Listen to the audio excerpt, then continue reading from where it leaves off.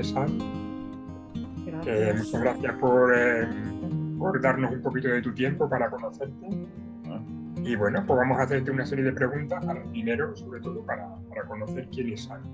¿Cómo te describes a ti mismo? Vale. Bueno, lo primero, muchas gracias por invitarme y que es un gustazo volverme a reencontrar con vosotros y sobre todo contigo, ¿no? Que nos vimos con José, que nos vimos en la investigación de Madrid y que la verdad que fue un gustazo y también una oportunidad muy grande para nosotros el poder, el poder interactuar contigo, el poder hablar, el poder escuchar, el poder, bueno, pues escuchar lo que sabéis, ¿no? Y la verdad que muy agradecida cuando me llamasteis, te lo digo de verdad, y muy contenta de volver de seguir el contacto, de que estas cosas no sean solo para hacer investigación e irnos, ¿no? O sea que muy a gusto con eso. Y nada, bueno, me preguntabais cómo me defino. Bueno, pues, pues como una persona, bueno, a nivel identitario me defino como una persona no binaria, que creo que ahora mismo políticamente para mí es importante y también por eso escojo presentarme desde ahí. Y me dedico a hacer investigación en temas de diversidad corporal y en temas en estudios LGTBI, básicamente. Y vengo del activismo y eso para mí es también, es justo decirlo y es muy importante porque esa ha sido mi escuela, mucho más que la universidad y mucho más que otros espacios, ¿no? La gente que de una u otra manera, porque hemos trabajado codo con codo en el activismo o porque interactúo desde otros lugares, pues la gente con la que canalizo esa ilusión, ¿no? Esa ilusión de cambio social y esa ilusión de poder decir colectivamente tenemos algo que decir y colectivamente mm, tenemos algo que aportar para cambiar lo que nos duele, ¿no? Y lo que consideramos que es injusto. Así que creo que me voy a presentar así nada más. No me lo había preparado, pero está bien. Muy bien. Bueno, pues hacemos otra pregunta. En 2017 llevaste a cabo el estudio, la investigación, diagnóstico participativo de las problemáticas que presentan las personas TLGBQI en salud sexual, reproductiva y derecho al ejercicio de la identidad en el municipio de Madrid. En el que se incluye la participación de varias personas con diversidad funcional LGTBQI. ¿Cómo surge la idea de hacer este estudio? Pues muy interesante. La verdad que fue una idea que nos partió del activismo. El contexto fue aquel momento en que Manuela Carmena entra en el gobierno y en el Ayuntamiento de Madrid y mucha gente formamos una comisión ciudadana y dijimos, hay que llevar al ayuntamiento qué tipo de cambio queremos en políticas LGTBI, porque las políticas LGTBI se pueden enfocar desde muchos lugares y algunos son también bastante conservadores, ¿no? Entonces entendimos que era interesante que nosotros pudiéramos articular propuestas para ese cambio, ¿no? Para contribuir a pensar desde dónde, no solo el qué. Y en ese sentido salió una comisión de salud, salieron propuestas que luego se trasladaron al ayuntamiento y desde ahí surgió una que fue hacer un diagnóstico participativo y del que finalmente me acabé haciendo cargo yo de la coordinación y empezamos un proceso. Participó también Juana Ramos. Empezamos un proceso muy bonito en el que Juana coordinó una formación que pusimos en marcha con profesionales de la salud y con activistas. Juntamos a la gente, formamos un grupo de 25 personas en el que juntamos a activistas y profesionales y dijimos, vamos a autoformarnos, vamos a escucharnos, vamos a ver también si necesitamos que venga alguien de fuera, pero vamos a formarnos en derechos LGTBI, derechos sexuales y reproductivos. Y paralelamente iniciamos una investigación también en torno a esto. Para hacer esta investigación estaba clarísimo, que la queríamos hacer con la gente, que no queríamos que fuera una investigación tan clásica y por tanto montamos un grupo motor invitando a gente de organizaciones para con ellos pensar a quién había que entrevistar, a quiénes había que llamar, cómo interpretar toda esa información que nos llegaba en las entrevistas, ¿no? Y por eso le llamamos diagnóstico participativo realmente, ¿no? Porque tareas que normalmente se piensa que las tiene que hacer el equipo investigador, las socializamos en algún punto, ¿no? Y eso nos permitió trabajar una cosa, por hacer el nexo también con cómo entró el interés en pararnos en qué estaba pasando en este cruce de diversidad funcional y LGTBI. Nos interesó mucho una cosa que era preguntarnos no solo qué pasa en el colectivo respecto a la salud, sino, espera, qué pasa en determinadas geografías del colectivo, porque el colectivo no es uniforme. Entonces empezamos a hablar en aquel momento, nos empezamos a preguntar y le preguntamos al grupo cuáles son esas geografías del colectivo, ¿no?, donde los derechos no están llegando. Porque esto no es un paisaje plano.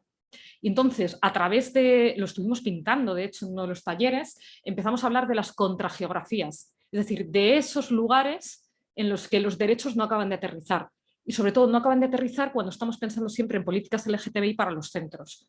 Políticas que no tienen clase social, ¿no?, donde para gente que lo único que parece que le pasa es que le atraviesa la homofobia, la lesbofobia, la transfobia, esa gente no existe en la realidad o es la más privilegiada del colectivo.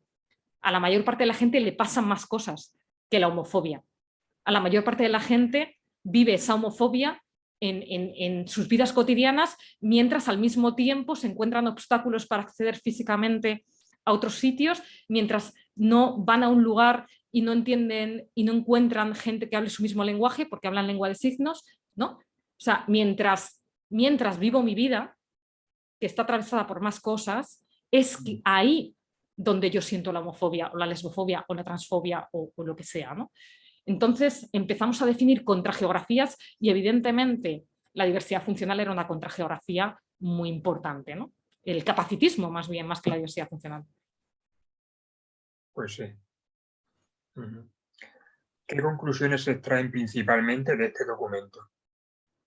Pues en genérico fue una investigación que pusimos mucho el acento en lo trans, en las experiencias trans, porque era ese el momento político también. Lo trans ya se había puesto en la escena pública, menores trans ya empezaban también a entrar, ¿no? Y los medios de comunicación se estaban fijando mucho en las experiencias de menores trans, con lo cual todo esto ya empezaba a tener mucho eco.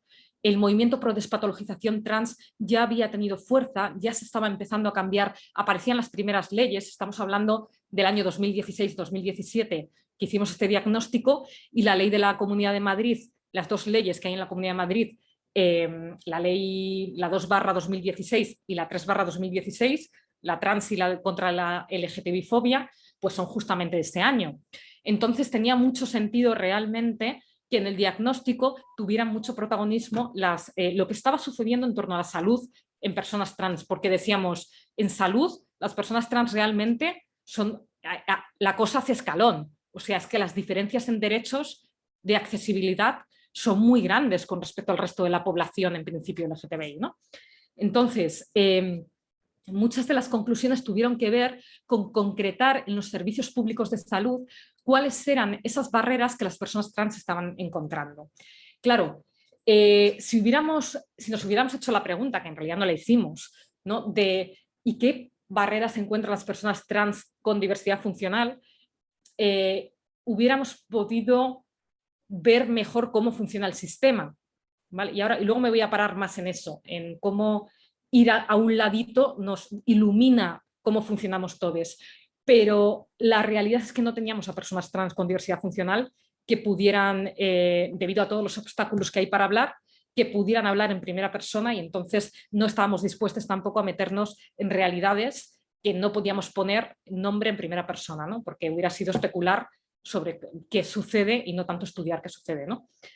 Entonces, en ese sentido, el diagnóstico respecto a lo trans lo que aporta, como digo, es todas esas problemáticas en relación a por qué la gente accede al sistema sanitario y por qué no accede, por qué se está quedando fuera, por qué el colectivo LGTBI en general, y esto creo que sí que es genérico, está utilizando para entrar en el sistema de salud los itinerarios informales, el boca a boca. Oye, ¿me recomiendas una ginecóloga feminista para ir?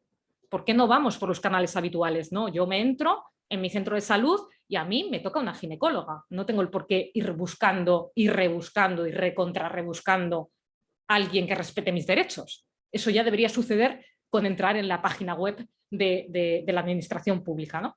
Bueno, ¿por qué nos hemos convertido en un colectivo que tiene que ir rascando, ¿no?, personal que respete derechos por vías informales, incluso muchas veces haciendo listados de personas transpositivas que hacen ginecología queer friendly, que al final viene a ser, ¿no?, que me tienen en cuenta, que piensan en mí cuando piensan en la atención sanitaria, que han pensado que pueden recibir a alguien como yo y que no están esperando todo el rato que se siente delante una persona con unas determinadas capacidades corporales, con una sexualidad heterosexual, con una identidad cis, etcétera, ¿no?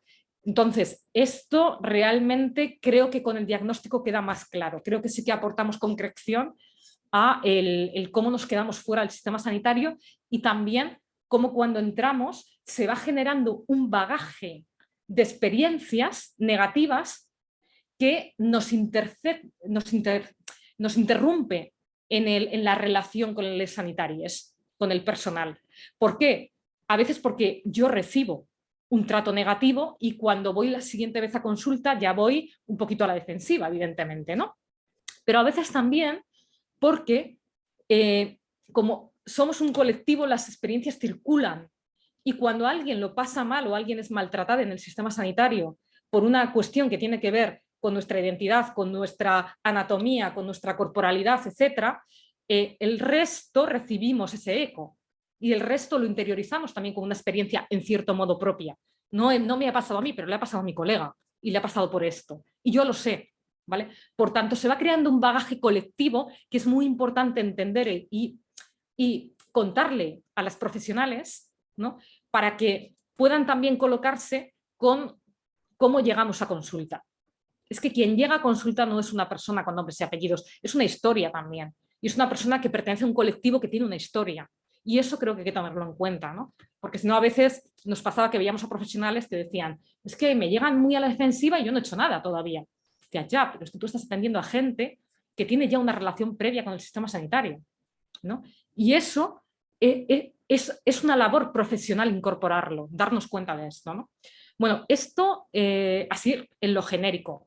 Nos metimos también mucho a hablar de qué estaba pasando también en la atención sexual y ginecológica a personas, a mujeres lesbianas y a hombres trans, es decir, a personas que requieren de consultas ginecológicas. Y esto fue un temón también, porque son personas no esperadas muchas veces en las consultas. ¿Cómo nos convertimos en pacientes no esperados? Creo que esto es una pregunta que va más allá del caso de las mujeres lesbianas en ginecología.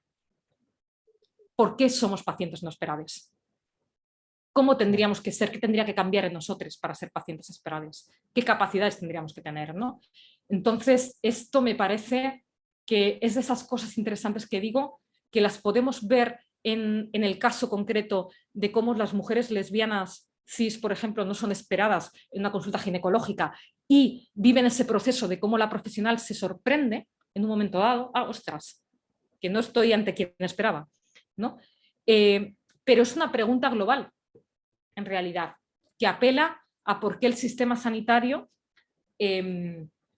cree que trabaja con personas normativizadas en el sentido de cercanas a la norma, ¿no?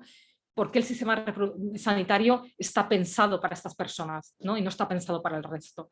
Bueno, pues quizás esto tenga mucho que ver con una cosa que pasó en la investigación cuando entrevistamos a algunas profesionales que nos decían, yo creo que no he tenido este año casi ninguna lesbiana en consulta. Y yo decía, quizás no te lo han dicho, ¿no? Y por algo será.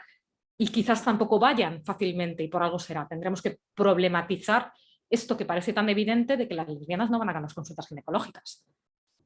¿Pero por qué no van? ¿No? Bueno, esto fue esto para mí fue muy bonito explorarlo, también lo quiero decir. Creo que en las cosas que nos sentimos también, que hacemos eco, que no las hemos vivido, que nos han pasado, es muy bonito explorar eso luego y escuchar también cuál es el sentido que le dan a esa experiencia a otra gente, ¿no?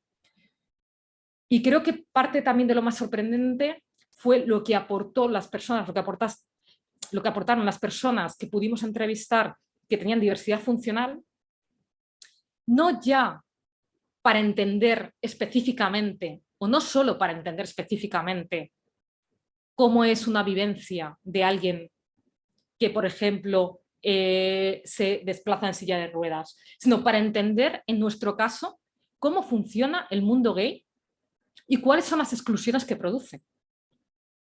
O sea, para entender el mundo gay. Y para entender algo que a lo mejor estaría muy bien que se escuchase, no solo para mejorar, que por supuesto que sí, ¿no? El bienestar de las personas con diversidad funcional, sino creo que hay algunas cosas también que provocarían grandes reflexiones en el entorno gay y contribuirían a cambiar las relaciones incluso entre personas que no se incluyen actualmente en la etiqueta de con diversidad funcional, ¿no? Bueno, si queréis podemos ir hablando, prefiero que me preguntéis, pero esto sí que lo quiero dejar bastante claro, porque a mí me hizo mucho reflexionar, que es cómo necesitamos hablar o sea, cómo la gente a veces, desde su posición concreta, que no es compartida a lo mejor con todo el colectivo, ¿no? Nos está haciendo de espejo respecto a dinámicas muy difíciles que se están dando en la sexualidad y de respecto a formas muy neoliberales a veces de relacionarse que están permeando la sexualidad gay y las culturas gays. Y creo que sobre esto tenemos que reflexionar todos. No creo que sea un problema específico de las personas con diversidad funcional. Creo que es un problema cuyas consecuencias viven especialmente las personas con diversidad funcional. Pero es un problema del colectivo, ¿no? A mí esto es lo que me transmitieron, lo que me transmitisteis y lo que me enseñasteis, ¿no? Y eso es lo que yo también quiero reflejar, ¿no? Sí, de ser personas no esperadas, con otro lado, las personas con diversidad funcional sabemos mucho, ¿verdad? Allí donde vamos. Sí. Sí. Sí, Bueno.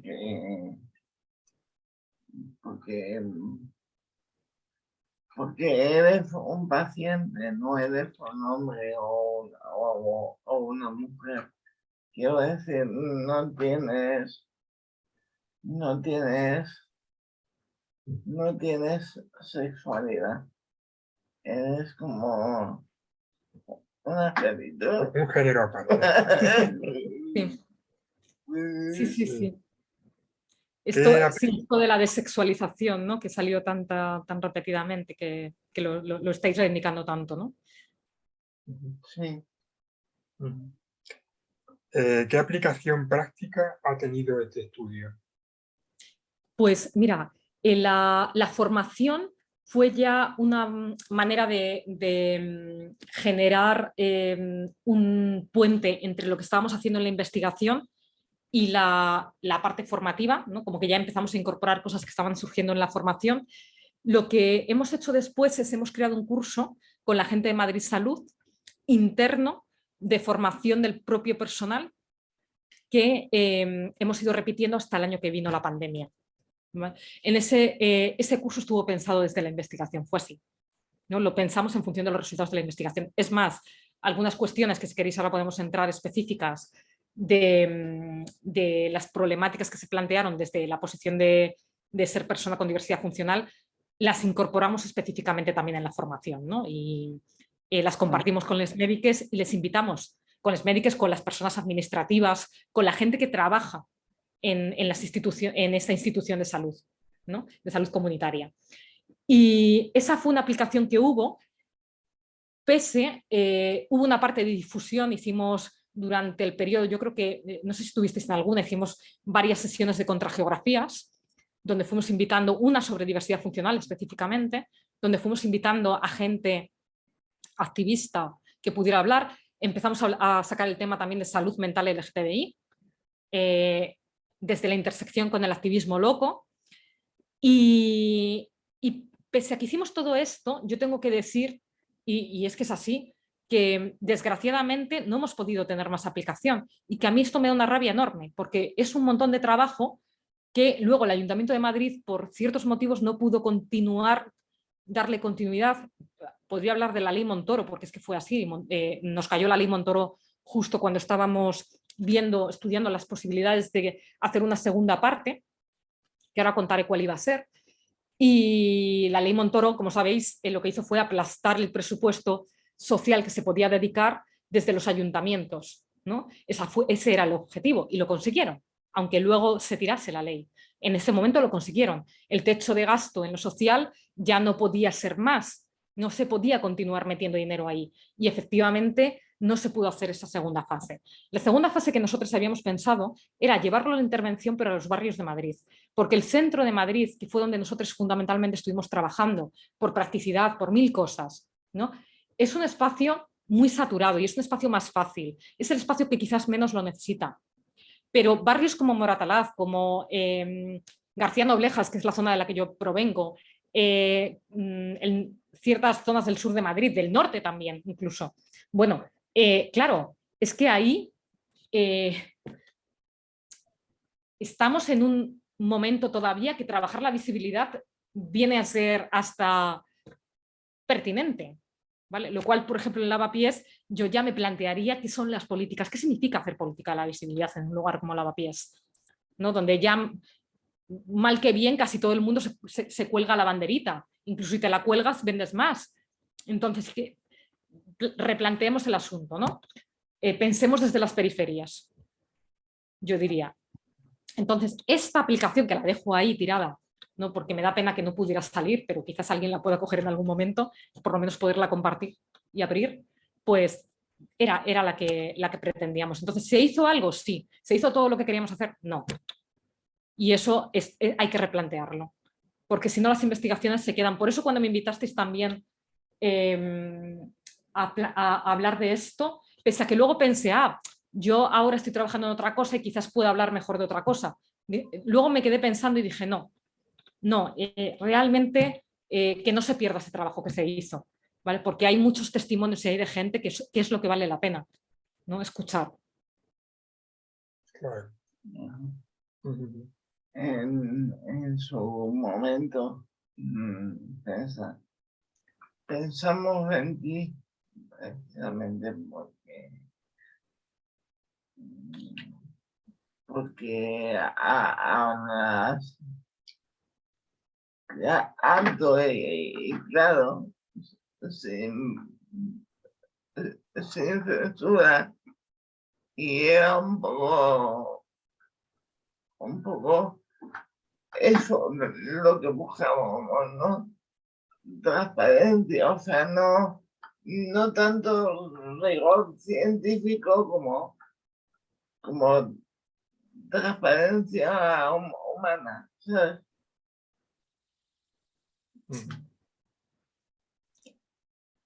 A ver, otra pregunta. ¿Cuáles son tus argumentos para defender la necesidad de un lenguaje inclusivo y no binario?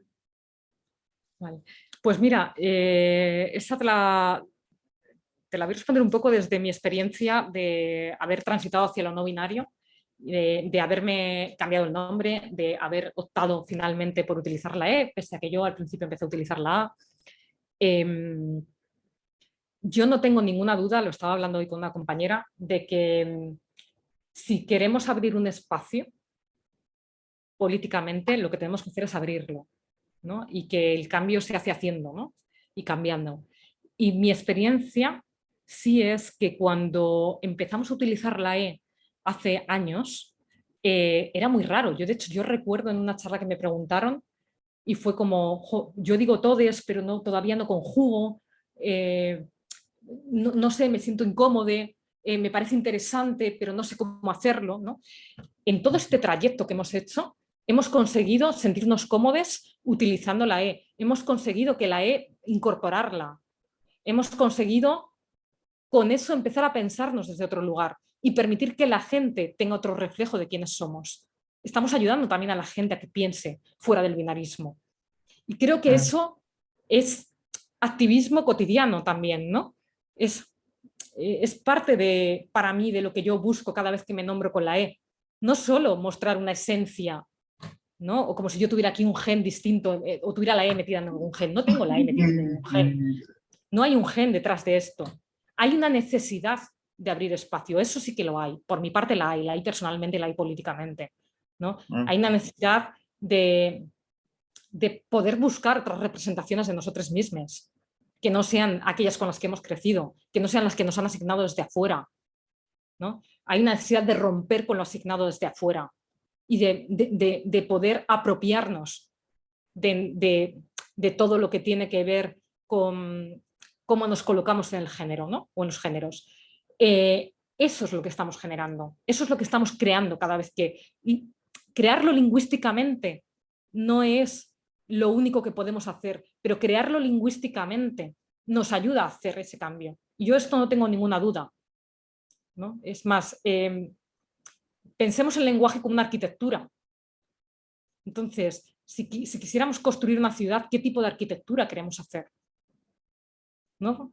Eso es lo que estamos haciendo usando el lenguaje, poner andamios, decidir si son casas colectivas o son casas individuales, si necesitamos garaje o usamos coches compartidos o directamente no usamos coches. No, esto es lo que hacemos lingüísticamente, metafóricamente, cada día, ¿no? Son decisiones políticas, ¿no?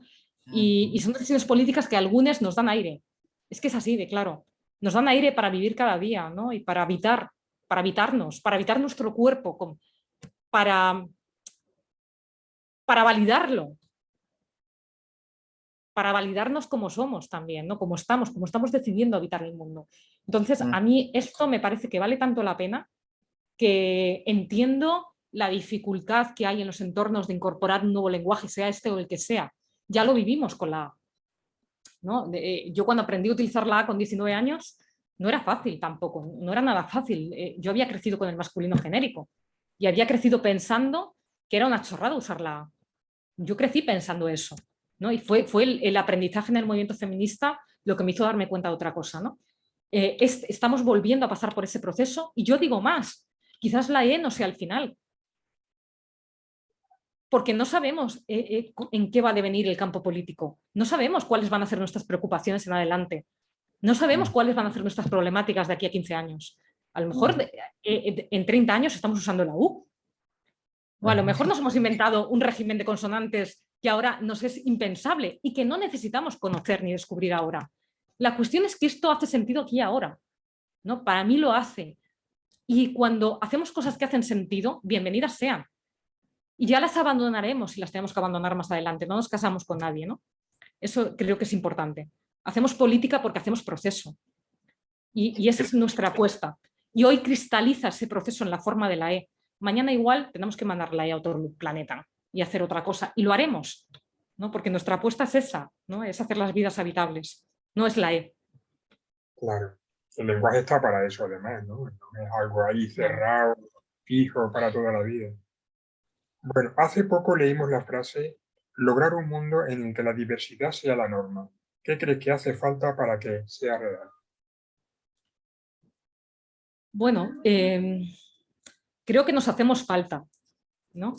Creo que hace falta que escucharnos desde la diferencia, ¿no? Creo que hace falta no hablar por lesotres y al mismo tiempo no perder la conexión de que siempre hay algo en común, ¿no? Esto es mi lugar también desde donde a veces quiero seguir haciendo, sea desde lo profesional o desde donde sea, quiero seguir haciendo política desde un lugar que va más allá de la identidad, ¿no? Pero que no renuncia a la identidad tampoco, ¿eh? Todo. Yo siempre digo que hacemos política desde que despertamos por la mañana, o sea. Exactamente. Hay algo de la política esta de lo cotidiano, ¿no? Mira, me hacéis esta pregunta y es que me viene en Par Pineda un día, la última vez que la vi, que me dijo algo así como nos necesitamos, ¿no? Nos necesitamos. Y es que es una afirmación, ¿no? De necesitamos vivir en en esta codependencia, en esta... lo necesitamos, es una necesidad realmente. Y creo que crear esos vínculos ya es una apuesta transformadora, ¿no? Después...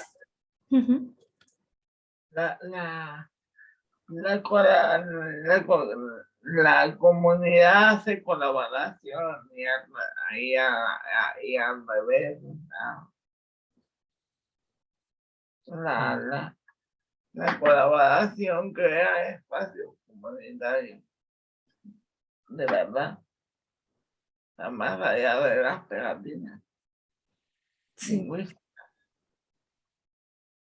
Bueno, y como última pregunta, ¿qué papel juega, en tu opinión, la visibilidad en la transformación del ideario social? Pues, sin duda, juega un papel muy importante. Lo que pasa, yo vengo del activismo de principios de los años 2000, donde la visibilidad se convirtió en una gran palabra, ¿no? Y es que tenía que ser así realmente, ¿vale? O sea, yo vengo de RQTR, como primer lugar, como primera escuela activista, donde lo teníamos muy claro. Si no nos ven, no existimos, ¿no? La política de la visibilidad significaba tenemos que poner cara. La política de la visibilidad significaba nos tienen que ver. Tenemos que estar presentes, pero también nos tienen que poner cara porque si no, ¿quiénes son las lesbianas, los trans? Les trans, ¿quiénes son? Si no tenemos nombre y apellidos, ¿no? La cuestión, lo que nos fue enseñando el transcurso del activismo a muchos en los años 2000 fue que la pregunta por la visibilidad había que empezar a sustituirla por la pregunta de qué estamos visibilizando cuando nos visibilizamos nosotros, ¿no? ¿Qué política de la visibilidad? ¿Cuál es nuestra política de la visibilidad? ¿No? Porque había ya entonces una fuerza, una cierta tendencia dentro del movimiento LGTBI a ganar una visibilidad fácil, que es si yo me muestro de una manera más normativa, más cercana a quienes no son LGTBI, más cercana al ideal de ciudadano que se nos está proponiendo, muy interesada en montar una familia, en tener un cierto tipo de economía, etcétera, etcétera, etcétera, obviamente voy a ser más aceptable.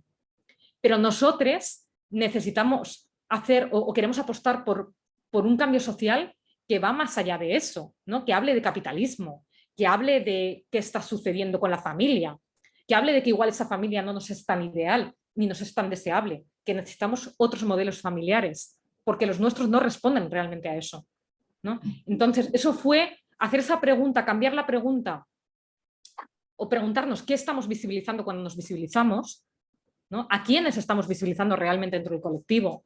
¿No? Y qué modelo de transformación social estamos proponiendo, uno de maquillaje o uno que realmente sea profundo. Eso fue lo que nos llevó a entender que el movimiento LGTBI era un movimiento de la izquierda y era un movimiento desde abajo. No era un movimiento exclusivamente de la sexualidad, ¿no? o de la identidad, ¿no? Y ese ha sido mi aprendizaje y sigue siendo también a día de hoy. Luego ya esto lo empezamos a llamar interseccionalidad con el tiempo, ¿no? Pero ese ha sido mi aprendizaje y mi recorrido, ¿no? Y sigo creyendo en eso. Nada, me había quedado solo con ganas de comentaros una cosa del estudio respecto a lo que aprendimos en el ámbito de diversidad funcional y porque creo que puede servir también para plantear líneas de futuro, ¿no? Uno, creo que fue muy importante todo lo que vimos respecto al ámbito residencial y creo que empezar a pensar en qué está pasando, ¿no? en los espacios institucionalizados con la sexualidad en general y en particular con la sexualidad de personas con diversidad funcional me parece fundamental, ¿no? Creo que eso puede abrir futuros trabajos, ¿no? para hacer. Creo que la cuestión, como decía, no es el problema que tienen específicamente las personas con diversidad funcional, sino las dinámicas a las que se somete a la gente que se desexualiza, ¿no? Y a la gente que se considera que no tiene una sexualidad. Parte de esta problemática va a aparecer también en personas mayores gays, ¿no? Todo este asunto, y en mujeres lesbianas también mayores, ¿no? Todo este asunto de qué pasa con la desexualización, cada cual viviéndolo desde un lado muy diferente, por supuesto.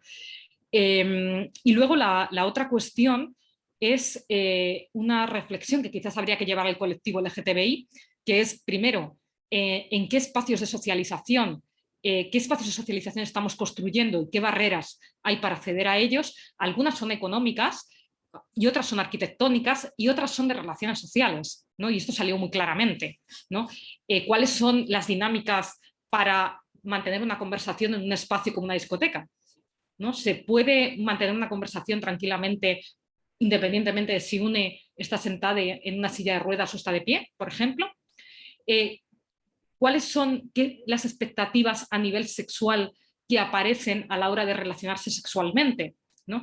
Y aquí sí que creo que algunas cuestiones a repensar tienen que ver con cómo justamente hay una atribución de falta de también de falta de sexualidad o algunas atribuciones respecto a la corporalidad, como si las personas, recuerdo en un testimonio, si las personas, algunas personas con diversidad funcional pueden o no tener erecciones o tienen que ocupar exclusivamente un lugar pasivo en la sexualidad porque teóricamente no pueden ocupar un lugar, entre comillas, activo. Todo este tipo de especulaciones dañinas en torno a la sexualidad de las personas que están condicionando la manera en que nos relacionamos podrían ser traídas a debate para el conjunto y creo que serían interesantes traerlas a debate para el conjunto del colectivo, ¿no? Y también, por último, otra pregunta interesante sería cómo vamos a generar condiciones para que todo el mundo pueda pueda negociar en la sexualidad si no para todo el mundo la sexualidad es accesible, ¿no? ¿Hasta qué punto podemos negociar en la sexualidad cuando sentimos que no es fácil generar relaciones sexuales porque no entramos en el canon corporal, ¿no? Entonces, creo que esto nos tiene que preocupar porque da lugar a veces a relaciones que rozan la violencia simbólica como mínimo, ¿no? Y eso nos tiene que preocupar, ¿no? Entonces, bueno, sí quería dejar eso ahí como tres posibles líneas que creo que no solamente van a generar más condiciones de justicia, no de bienestar, de justicia para personas con diversidad funcional del colectivo, sino también van a ayudar a repensar la manera en general con la que mantenemos relaciones dentro del colectivo, ¿no? Pues muy bien. Qué entrevista tan... Pues sí. Oh,